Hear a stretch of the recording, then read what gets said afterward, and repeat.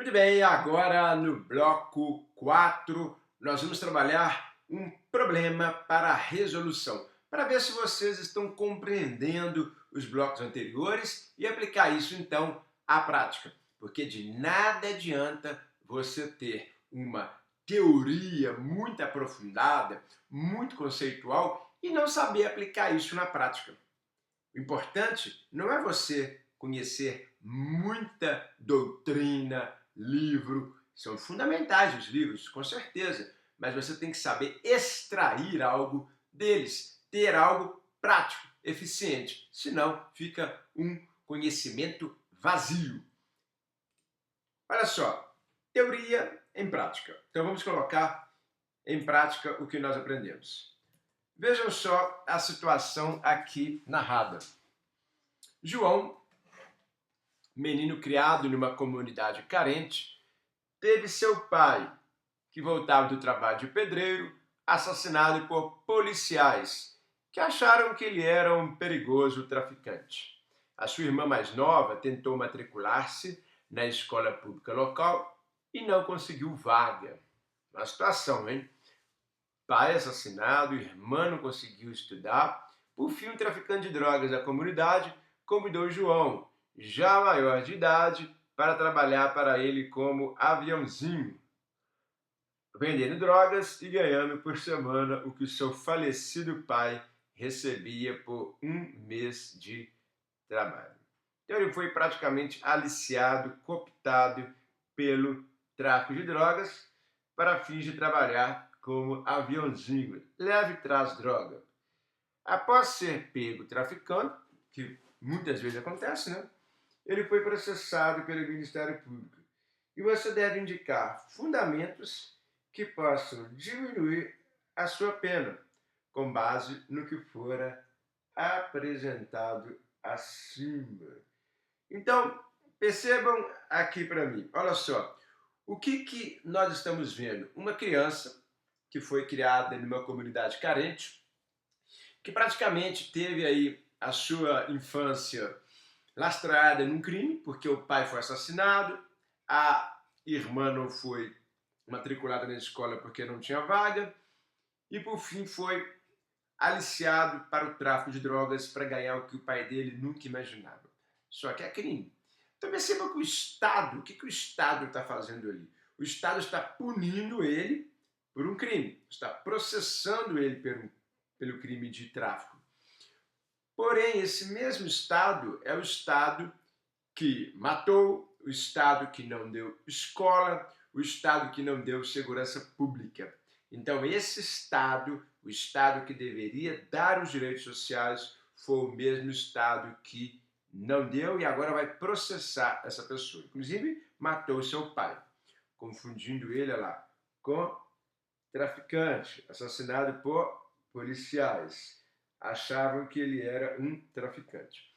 Aí o que você tem que saber? Vocês estão percebendo que essa situação aqui é comum?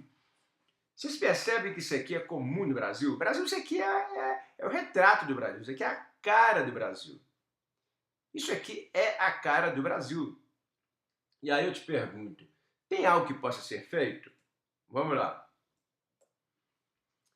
Para a gente resolver, olha os nortes para resolver essa questão. Pensamento da escola interacionista ou do etiquetamento. O que a gente estudou na escola interacionista ou do etiquetamento? Nós estudamos nessa escola interacionista ou do etiquetamento que a sociedade ela estigmatiza. A sociedade ela estigmatiza, a sociedade ela acaba fazendo com que a pessoa seja excluída socialmente. Esse cidadão aí, ele foi excluído. Esse cidadão, ele foi excluído. Esse menino, ele não tinha mais o pai, a menina, a irmã dele não estudava, ele foi cooptado. Então, percebam que o meio social, a escola interacionista trabalha isso, a interação do social. O social foi muito relevante, o social foi muito gritante ali para fazer com que ele, então, o social, fosse para o tráfico, fosse ser aviãozinho do tráfico. O traficante falou assim: irmão, você já perdeu seu pai, a sua irmã não consegue estudar, você está no meio dessa tragédia. Vem trabalhar para mim. Vem trabalhar que eu vou te pagar o que o seu pai nunca imaginava ganhar nem em uma semana. Então, o determinismo social ali, ele é muito forte. O determinismo social, que é a ideia do meio determinar o homem, ele tem uma aplicação muito relevante aí nesse caso, o meio onde ele vive. E aí muita gente fala, será que ele teria um livre-arbítrio? Essa aqui que é a ideia. O meio social, que é a escola do etiquetamento interacionista, versus livre-arbítrio. Será que ele tem livre-arbítrio? Esse menino conseguiria escolher não ir para o tráfico? Ele poderia escolher não trabalhar para aquele traficante? A resposta é não, ele não tem livre-arbítrio. O meio determina o homem. O meio determina o homem. Esse é o determinismo social. O meio determina o homem. O meio ali é que vai dizer para ele, olha, você tem que ser traficante mesmo, porque se for depender do Estado, você está no sal. Se você for depender do Estado, você está no sal. Não tem como você escolher estudar, escolher ser uma pessoa boa. Isso é impossível. Então, o determinismo social, ele é o forte. Aí vem a Constituição Federal, lá no artigo 6º, ela não diz que a pessoa tem que ter os direitos sociais? Tem. Direitos sociais.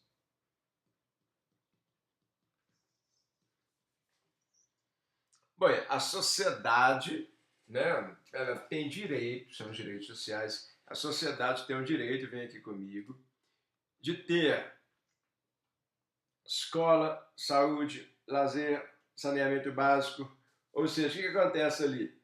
Nós temos que ver que a sociedade, ela exige isso, os direitos sociais estão ali. Os direitos sociais é ele receber saneamento básico, lazer, moradia, os direitos sociais. Só que o Estado não está dando. Esse menino recebeu esses direitos sociais? Não.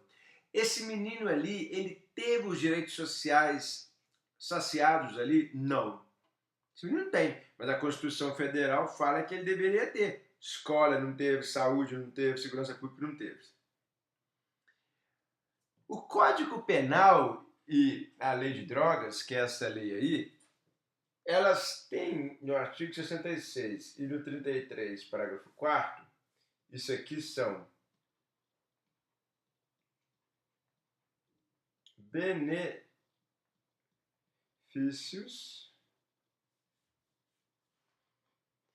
benefícios, que vão contrapor aqueles que não tiveram os direitos sociais. Como assim, professor? Tem uma teoria que se chama teoria da co-culpabilidade.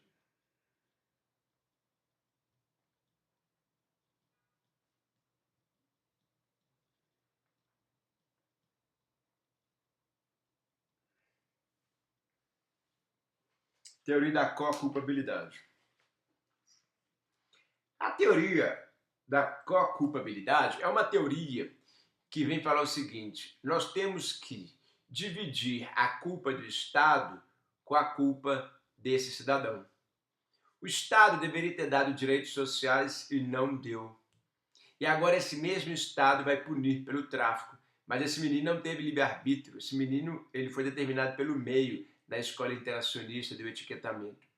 Então, nós temos que dar a ele um benefício penal. Ele não pode ser punido como uma pessoa qualquer. Esse menino específico, ele teve a irmã reprovada, não conseguiu entrar na escola, o pai foi morto, ele foi cooptado pelo tráfico, ele não tinha como. Então, o que nós temos aqui? Nós temos que ver que este caso concreto específico merece uma lupa do Estado diferente. E o Estado tem que dividir essa culpa, é a co-culpabilidade. O Estado tem que dividir a culpa com este menino, com este agora maior de idade, porque ele vai responder, ele é imputável. Então, o que o Código Penal fez? Teoria da co-culpabilidade. Ele aceitou, ele adotou a teoria da co-culpabilidade. O que aconteceu? Ele colocou lá no Código Penal uma atenuante, que é um benefício. A atenuante nominada do artigo 66. Essa atenuante nominada do artigo 66, ela é aplicada nesse caso específico, diminuição de pena. Ela é uma atenuante inominada, não prevista em lei, e que vai diminuir a pena. Eu falei para vocês que eu fui defensor público. Quando eu era defensor público, a teoria muito boa aqui, ó, usada pela defensoria pública ou pela advocacia. Mais pela defensoria pública. Por que mais pela defensoria pública? Porque estamos falando de pessoa hipossuficiente, pessoa pobre. Quando eu era defensor público, de 2005 a 2008, eu fui defensor público na área criminal, e aqui vai para você uma dica de teoria. Falei para vocês aqui, nessa pós-graduação, o que nós temos? Muita prática, muitos insights, muitas teorias que vocês podem usar. Isso que eu estou falando aqui, vocês vão usar na prática, não é uma aula assim vazia. Você pode pegar o 66 e aplicar isso na sua peça. Existe, está previsto no Código Penal, atenuante inominada, diminuir a pena. A teoria da co-culpabilidade, ela prevê isso, diminuição de pena. Então eu vou aplicar essa diminuição de pena para esse rapaz porque ele não teve as condições sociais normais. Não teve. Deveria ter tido. Então é uma ótima teoria para diminuir a pena aplicada pela Defensoria Pública e pela OAB em muitas situações de advocacia dativa, que as pessoas mais humildes. Então você pode usar o 66. Muito utilizado como tese defensiva. Eu falei com vocês, aqui na pós a gente vai trabalhar muita tese defensiva, muitas questões novas. E temos também o 33, parágrafo 4º, que é uma diminuição de pena. O parágrafo 4º aqui é uma diminuição de pena também.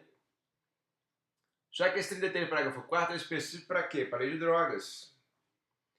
Diminuição de pena para o tráfico, que a pessoa ela é traficante de primeira viagem, primária, não se dedica a atividade criminosa, não tenha feito isso de forma reiterada.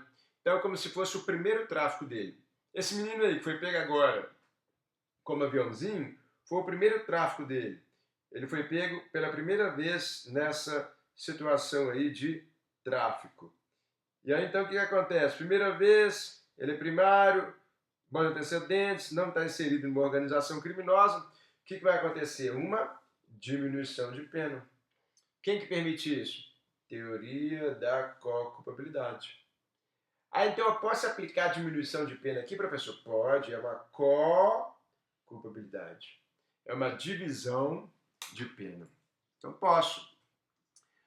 Professor, então aqui eu estou percebendo que essa teoria da co-culpabilidade é uma teoria puramente de defesa. Com certeza, é uma tese estrita de defesa. É uma tese defensiva e que vai nos mostrar situações em que o agente ele vai ter uma diminuição de pena quando ele estiver numa situação em que o meio social, o determinismo social mostra que não tinha outro jeito a não ser praticar o crime. Porque ele estava ali, entregue, sem nenhum tipo ali de benefício social, sem nenhum tipo de direito social. Então agora o Estado vai ter que dar para ele, enquanto Estado, algo bom, que é o que? É o que está na lei, é o direito social. Diminuição de pena se for tráfico de drogas, se for qualquer outro crime, o artigo 66. O 33, parágrafo 4º, é uma diminuição de pena para tráfico. O 66 para qualquer crime. Então aqui nós estamos vendo uma situação de diminuição de pena prevista pelo legislador para esses casos específicos. De quê? Em que o meio faz com que ele enverede para o crime. Ele não tem livre arbítrio.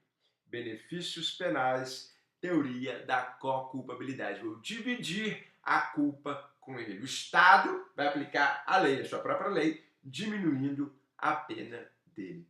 Então isso aqui é o que nós deveríamos usar. A resposta é a teoria da co-culpabilidade. Eu fiz toda uma introdução, todo um caminho para te mostrar que é possível sim trabalhar com essas teorias na prática. Não é uma coisa assim, inalcançável, inatingível. Eu, como defensor público, já apliquei isso na prática. Inclusive, em provas de defensoria pública, cai muito isso daí. Essa questão que é uma teoria voltada para a defesa. Exercício, na sequência já voltamos.